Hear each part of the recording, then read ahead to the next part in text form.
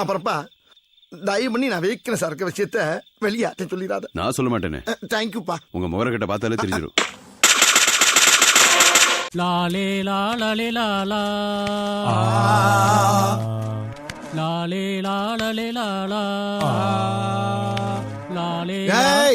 அடுத்த லைன் தெரியல, அப்புறட்டா கட் பண்ணு, அதே இடத்துல சுத்தாத.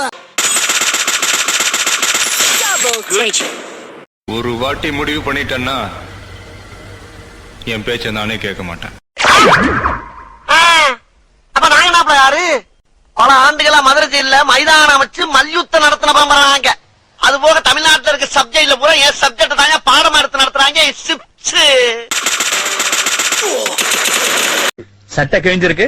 சண்டைனா சட்டை கிளியத்தாயா செய்ய, சண்டையில கிளியாத சட்டை எங்க இருக்கு?